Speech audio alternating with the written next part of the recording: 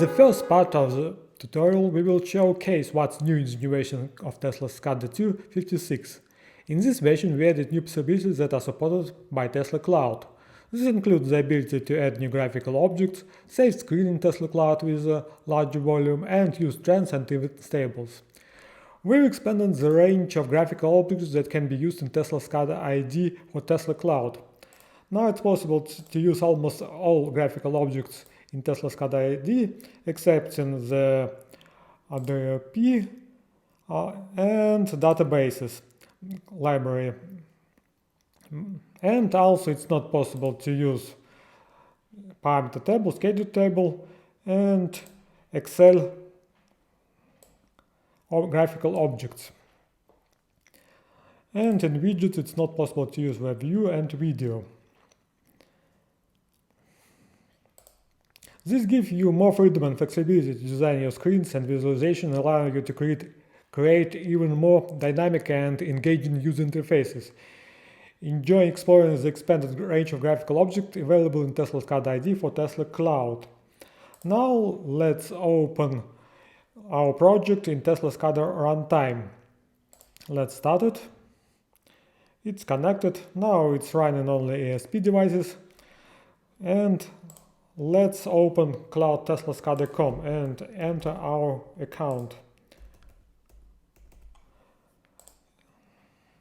It's possible to use its screens, and you can see all graphical objects that we designed in our Tesla ID project. You can see in our Tesla Cloud. Let's choose sensors. You see gauges demonstrations, and it's possible to call pop-up windows, screens, and it's possible to open trends. It started not far, and it's not displaying, and it's displaying the data from Tesla SCADA runtime databases set up in the project properties, events history. So it's get from local databases. But for Tesla Cloud, for IoT devices, it's possible for history devices set up in the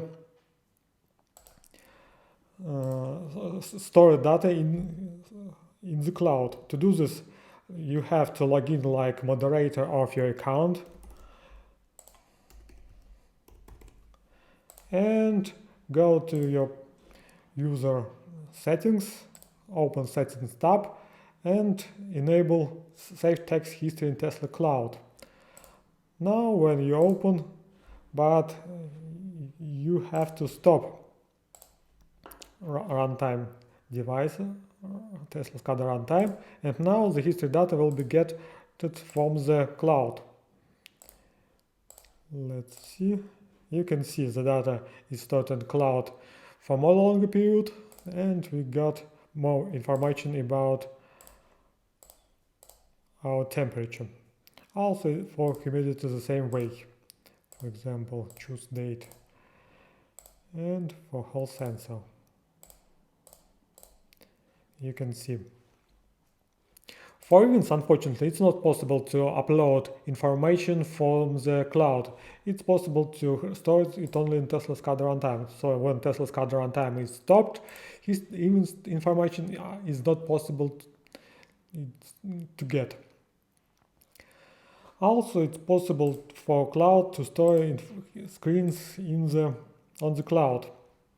You can do it in settings and save information.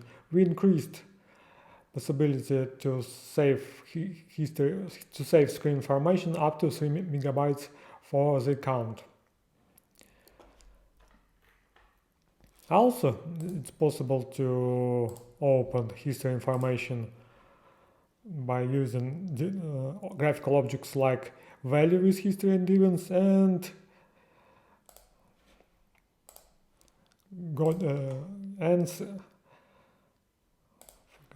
how name it. It's named matter with history and event, and value with history and event.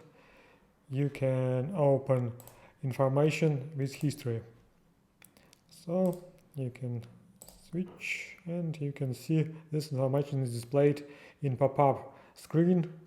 But alarms, it's not possible to be displayed without teslascada runtime, as I told before.